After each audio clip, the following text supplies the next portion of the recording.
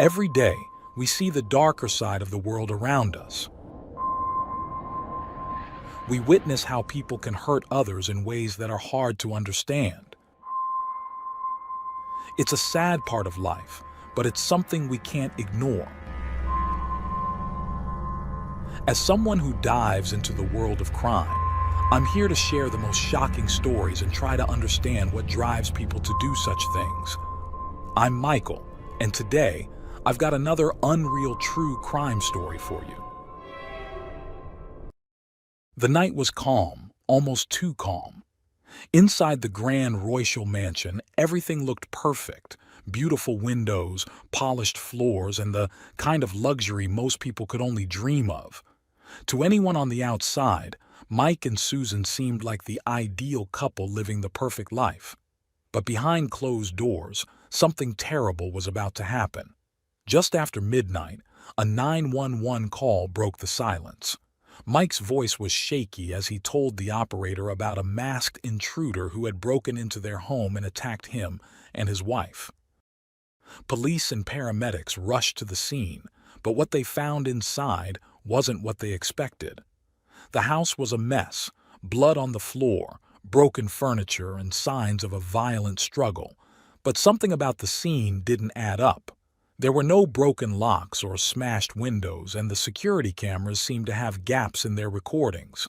What started as a simple story about a home invasion quickly turned into something much more complicated. What really happened that night? Who was telling the truth? And what secrets were hidden inside the Royal home?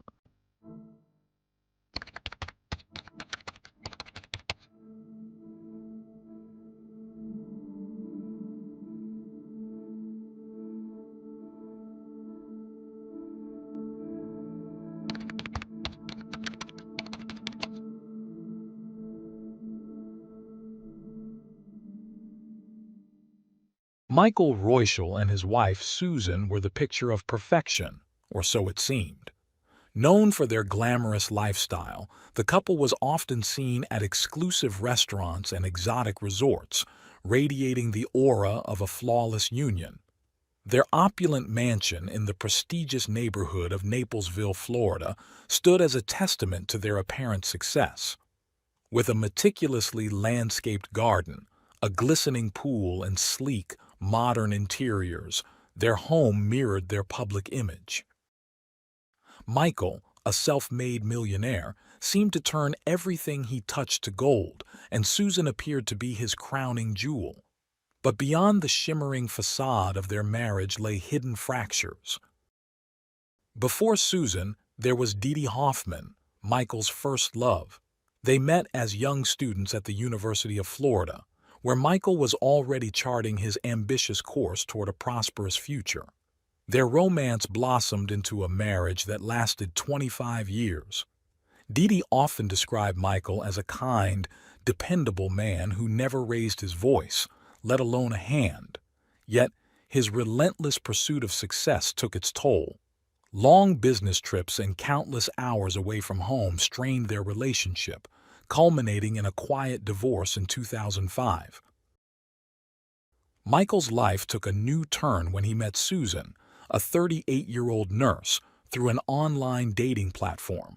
With her vibrant personality and zest for life, Susan captivated Michael instantly.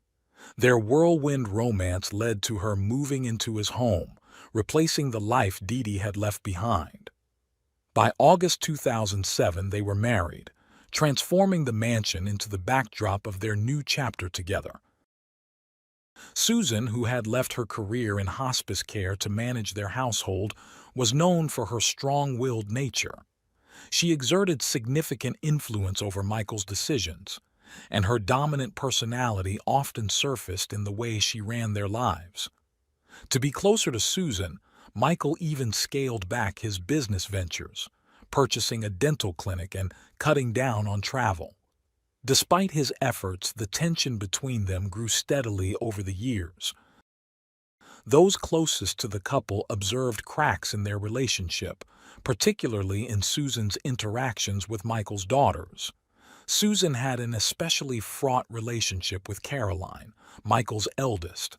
Tensions flared as Susan accused Michael of prioritizing Caroline over their marriage, while Caroline resented Susan for trying to edge her out of her father's life. Caroline often noted Susan's tendency to overindulge in alcohol, though Susan maintained her composure even after several drinks. By 2015, the once idyllic union had begun to unravel. Things came to a head in 2017 when Caroline started planning her wedding. Michael, determined to give his daughter the perfect day, set aside $100,000 for the celebration.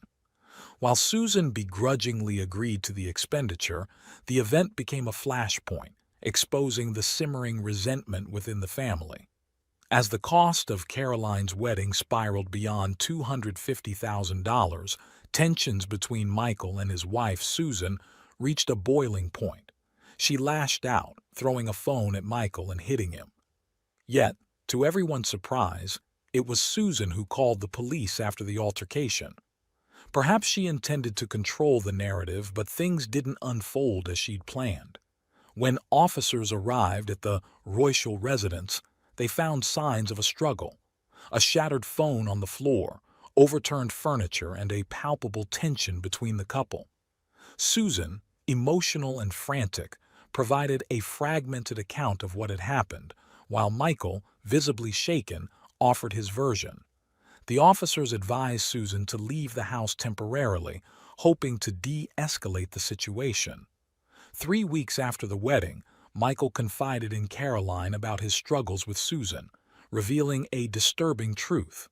He admitted she had physically confronted him on multiple occasions, and Caroline immediately believed him. At the wedding, she had noticed a faint white scar on his cheek but hadn't asked about it. Now, Michael showed her photos of injuries, evidence of a violent outburst in which Susan had attacked him with a knife. That incident had led to her arrest, but was it an isolated event, or just one chapter in a larger story of turmoil behind closed doors? Susan agreed, but didn't follow through. Instead, she stayed, trying to convince Michael to reconcile. By evening, Michael decided to take her out to dinner, hoping to mend their fractured relationship. The ambience of the restaurant, the soft glow of candlelight and the soothing sound of water, belied the storm brewing between them. Michael had envisioned a peaceful evening, a chance to reconnect, but Susan's hardened expression and sharp words shattered that hope. Their conversation veered into familiar territory. Her resentment over the wedding, her accusations of betrayal, and her demand for unwavering attention from him. The dinner ended abruptly. Michael, frustrated and defeated, tossed cash on the table and left. Alone at the table, Susan stared blankly, replaying the argument in her mind. Determined not to lose control, she sent him a pointed message: "Good luck with your daughter. I'm filing for divorce." Moments later, she followed up with another: "You have serious issues with your daughter. I will not tolerate this behavior." Back at their mansion, Susan returned to the guest room, the night's events weighing heavily on her. Shortly after midnight, Michael appeared at the door, his face a mask of anger and despair. Their argument reignited, escalating faster than ever before. Susan felt a sharp, searing pain in her abdomen and realized, to her horror, that Michael was holding a knife. Panic consumed her as he struck again, blood dripping down her arm. The confrontation had gone beyond words. This was a fight for survival. Despite her injuries, Susan's will to live ignited her determination. She whispered through her pain, desperately trying to de-escalate. "Fine, I won't file for divorce. I won't leave you." Her words made Michael stop for a moment, his grip on the knife easing. The wild look in his eyes softened, just for a second, revealing a glimpse of the man Susan once knew. In that brief pause, everything shifted. But for Susan, it was a chilling reminder of just how much their marriage had fallen apart. After the terrifying confrontation, Michael seemed to switch into panic mode. He quickly hid the knife, grabbed a few things, and started crafting a new story. "It was a stranger," he told Susan, his voice shaking but firm. "Someone in a mask. Just go with that and everything will be fine." Weak and scared, Susan nodded. At that moment she felt like she had no other choice. But once Susan reached the safety of the hospital, she couldn't stay silent. As doctors treated her wounds, she began telling her side of the story to anyone who would listen: nurses, investigators, anyone who came near. The next few hours were a whirlwind of police interviews, urgent phone calls, and tense conversations in hospital hallways. Meanwhile, Michael worked hard to control the narrative, repeating the story of a masked intruder and even deleting parts of the security footage, thinking it would erase any evidence of the truth. When police returned to the Royal home, they quickly noticed holes in Michael's story. There were no signs of forced entry, no broken locks, no shattered windows. The inconsistencies added up fast, but Michael, always quick on his feet, shifted gears. "Maybe the doors were unlocked," he suggested. "Someone could have snuck in while we were asleep."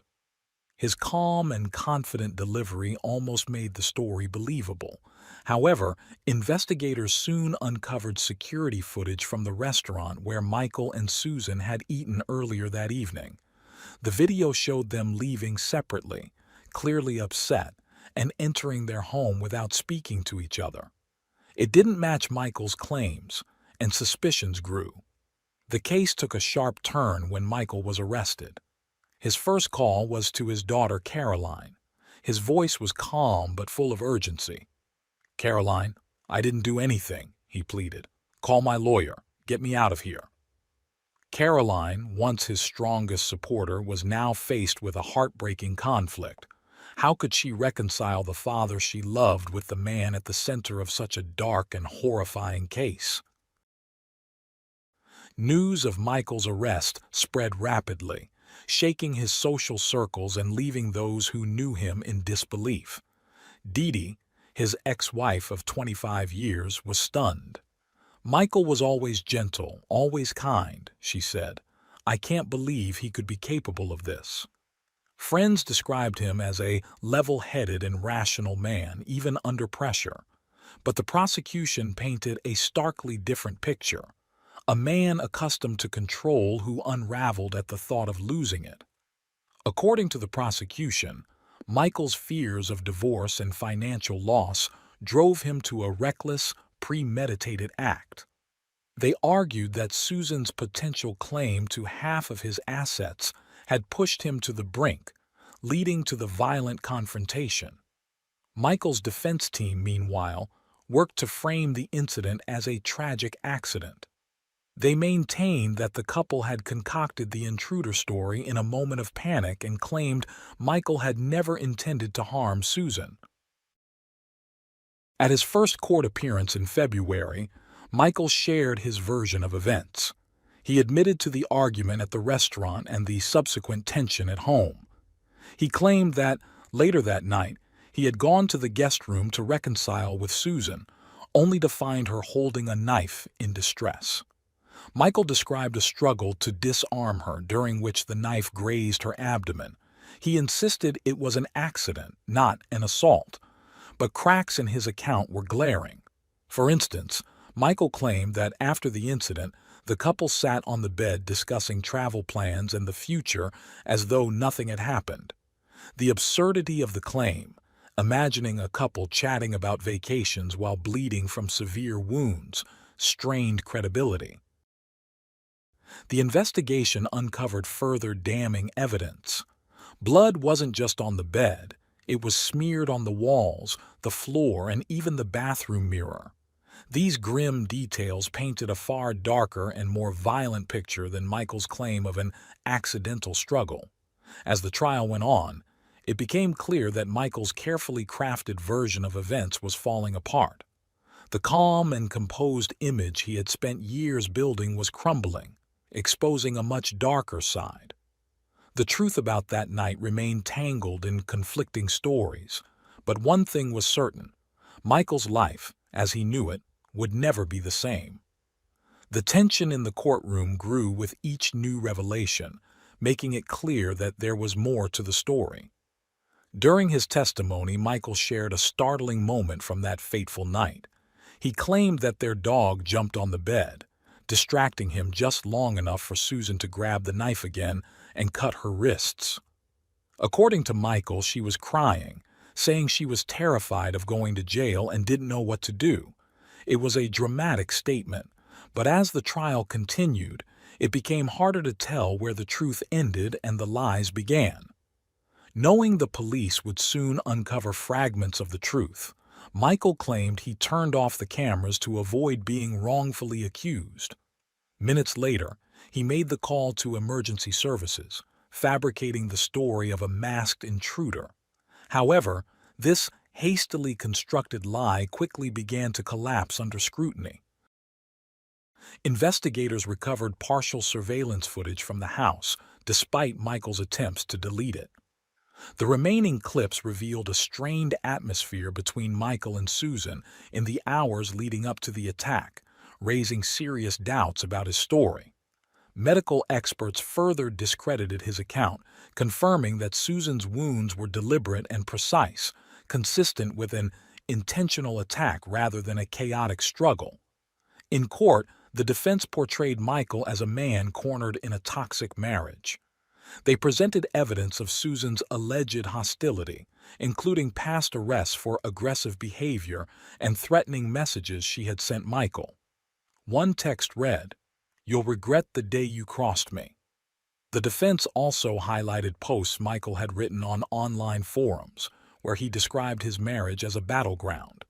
In these posts, he lamented constant accusations of infidelity and Susan's insistence that he sever ties with his daughter, Caroline. The defense's narrative painted Susan as an unstable partner, claiming her erratic behavior and thoughts of self-harm could have led her to stage the attack. Yet, Susan's legal team countered with sharp questions. If Michael truly feared for his safety, why hadn't he left the relationship? Why maintain the facade of a happy marriage? Most damningly, why fabricate a story about an intruder? The trial's turning point came when Michael's lawyers introduced a forensic expert to analyze the blood spatter evidence.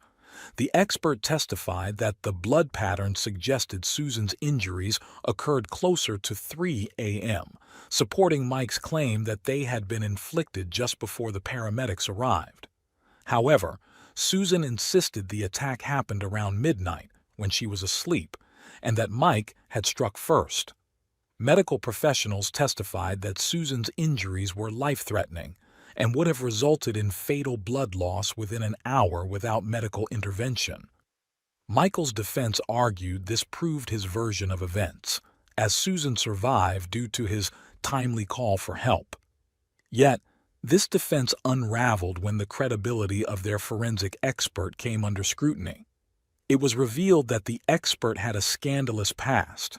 His license had been suspended for ethical violations, and he had been implicated in a grotesque case involving the theft of organs from deceased individuals.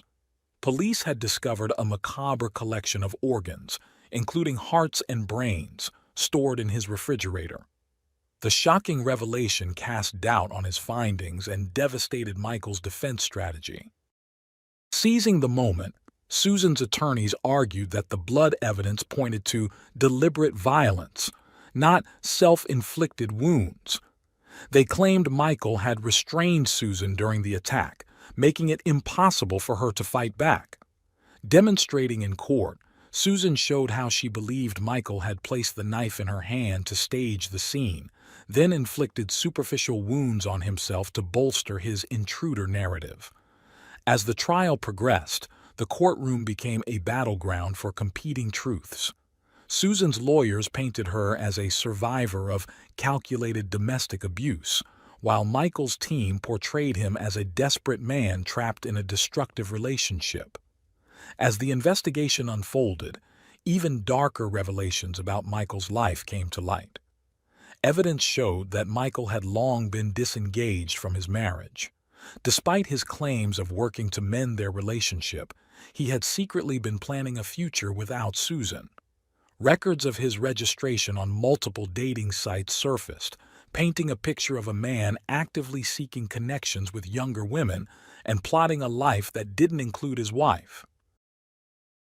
Susan's legal team seized this revelation, arguing that Michael had been dishonest from the start.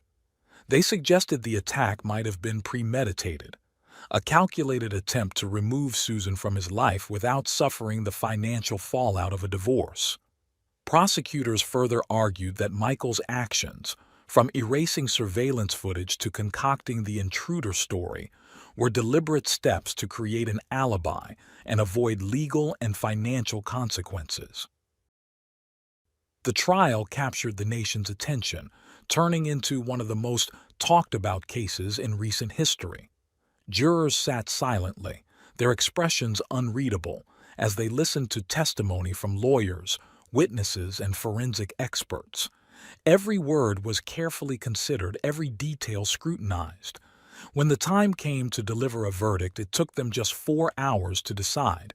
Michael Royschel, a 63-year-old businessman once admired for his success and composure, was found guilty of multiple charges, including attempted manslaughter, tampering with evidence, denying medical assistance, and intimidating a witness. The sentence was swift and severe. In December 2019, Michael was handed 30 years in prison, with no chance of parole. It seemed like the final chapter of a grim tale, but the story didn't end there. Rumors emerged that even behind bars, Michael wasn't ready to let go. Allegedly, he sought out someone to take care of Susan, a chilling suggestion that he might have been plotting against her from his prison cell. Although these claims sparked public outrage and led to a police investigation, there wasn't enough evidence to bring new charges. Still, the whispers of his continued malice further tarnished Michael's already infamous reputation. Meanwhile, Susan sought to rebuild her life, quietly filing for divorce as soon as Michael was arrested. She avoided media attention, offering no interviews or public statements, focusing instead on moving forward. But there was one unresolved issue: their home. The mansion that had once symbolized their love and later became the scene of their nightmare was now the center of a bitter legal battle. For Susan, the fight over the house wasn't just about money. It was a way to reclaim her independence and leave behind the horrors of her past. She was determined to secure her rightful share of the property, while Michael, even from prison, used his attorneys to block her at every turn. Susan ultimately prevailed in court, winning her claim to the house. Yet victory came at a steep cost. The home, with its polished floors and opulent decor, still bore the scars of that terrible night. It was a constant reminder of her pain, the blood she had shed, the terror she had endured, and the betrayal that had shattered her life. Was it a happy ending for Susan? Not entirely. She had survived and won in court, but the cost was immeasurable. Her life would never return to what it once was. What began as a tense dinner conversation spiraled into a bloody tragedy, culminating in her husband's imprisonment and a long, arduous road to recovery. As for Michael, the man who once enjoyed luxury, influence, and admiration, he now spends his days in a stark prison cell, stripped of his wealth, his control, and the respect he once commanded.